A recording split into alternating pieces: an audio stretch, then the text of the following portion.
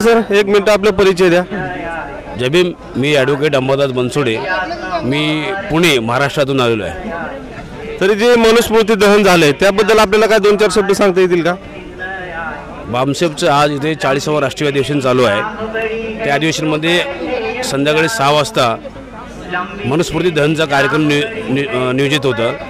ज्यामध्ये 25 डिसेंबर 1927 रोजी परमपूज्य डॉक्टर बाबासाहेब आंबेडकरांनी महाड येथे जे मनुस्मृती दहन केलेलं आहे त्याच्या आठवणी प्रित्यर्थ आज इथे मनुस्मृती दहन त्या कार्यक्रमच्या अनुषंगाने आज इथे हा मनुस्मृती दहनाचा कार्यक्रम घेतलेला आहे. तरी पण आपल्याला सांगता येतं का, जसं की येतं आता महाराष्ट्रातून, जर तुम्ही महाराष्ट्रातून आलेला आहे तर इथलं किती राज्यातून किती शहरातून लोक आलेत, पब्लिकचे त्याबद्दल काय बोलू शकता आपण?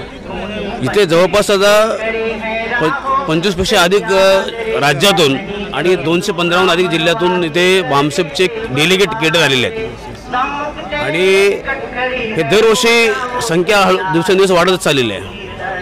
हा, पण ह्या केडर कॅम्पच्या अनुषंगाने आपल्याला काय सांगता येईल? जसं की आपण बघतोय आता, जसं की ओबीसी SC वगैरे आरक्षणाचा मुद्दा दाबून धरलेला आहे, त्या मुद्द्यावरती आपल्याला काय बोलता येईल का? बामसेफ जी संघटना आहे ती गेली 40 वर्षापासून जे अधिवेशन राष्ट्रीय अधिवेशन होतात किंवा त्याहून अधिक की अनुसूचित जाती, अनुसूचित जनजाती आणि OBC ह्या जातींना एकत्र करून की जे पूर्वापारपासून चाललेले जे विषमतावादी व्यवस्था आहे ती व्यवस्था बदलून समतावादी व्यवस्था निर्माण करण्याचा एक उद्देश घेऊन बामसेफ सातत्याने काम करत आहे. या बामसेफच्या कामाचा परिणाम आपण आंतरराष्ट्रीय लेवलला पाहतात, देश पातळीवर पाहतात.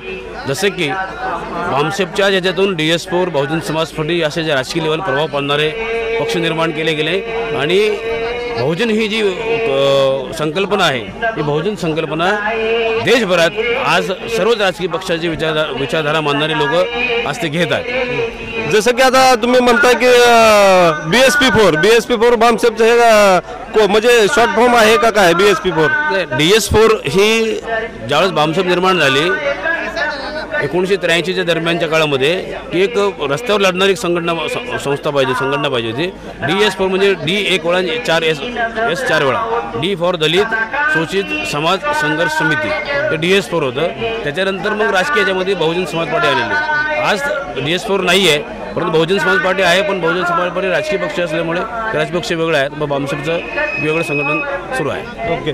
ह्या संमेलन आंदोलनाच्या वेळेस जसं की आपण चाललंय 40वे आंदोलन आहे, तर ह्याच्या राष्ट्रीय अधिवेशन जे चालू आहे त्यामध्ये जसं की पब्लिकांची गैरसोय आहे का, सोय कशी केली त्याबद्दल काय सांगता येईल आपल्याला? नाही, अत्यंत उत्तम सोय केलेली आहे. त्यामध्ये अत्यंत जबरदस्त असं राष्ट्रीय अधिवेशनाला जी काही देशभरातून लोक येतात त्यांची राहण्याची, पिण्याची, त्यांना केवळ जेवणाची एवढंच नाही तर त्यांना जे बौद्धिक जेवण जे अत्यंत महत्त्वाचं आवश्यक बाबी आहेत की जे व्यवस्था परिवर्तन लढाईमध्ये ते सर्वात गोष्ट महत्त्वाची बाब आहे की ज्यामुळे तुम्ही जर बौद्धिक तयार झालात तर आपण लढण्याचे लायक होऊ शकू. याची देखील पुरेपूरपणे पद्धतशीरपणे सर्व काळजी घेतलेली आहे आणि या मागील 2 दिवस झाले अधिवेशनामध्ये अत्यंत उत्साह आहे, ऊर्जा आहे आणि ऊर्जा घेऊन देशभरातले सर्वकडे आलेले लोक त्या ऊर्जेने अत्यंत उत्साहाने ते विचाराचे देवाणघेवाण चालू आहे आणि विचारात देवाणघेवाण घेऊन जेव्हा आपापल्या देशात, आपापल्या राज्यामध्ये, आपापल्या शहरामध्ये जातील तेव्हा ते ऊर्जा घेऊन वर्षभर हे कार्यकर्ते, बामसेफचे डेलिगेट, बामसेफचे केडर हे सर्व मोठ्या प्रमाणात बहुजन समाज आणि विशेष करून दलित, आदिवासी, OBC यांच्या सक्षमीकरणासाठी मोठ्या प्रमाणात एक कामाला ऊर्जा घेऊन इथून जातात आणि दरवर्षी या ऊर्जेतून वर्षभराचा उहापोह पुढे होऊ घालणाऱ्या यामधून एक उद्देश घेऊन पुढे चालले जाते. जय भीम. सर आपल्याला बोलल्याबद्दल खूप आनंद वाटला. महाराष्ट्रातून जसं की आले ॲडव्होकेट अंबादास बनसोडे पुणे शहरातून, यांनी मनुस्मृती दहन केलेलं आहे.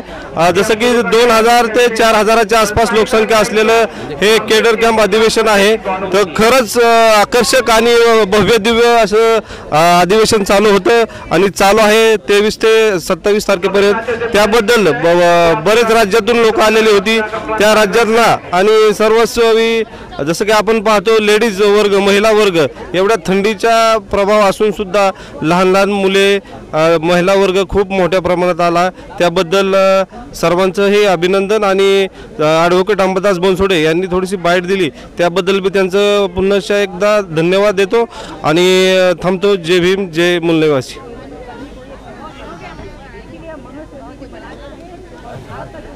कुमार संजय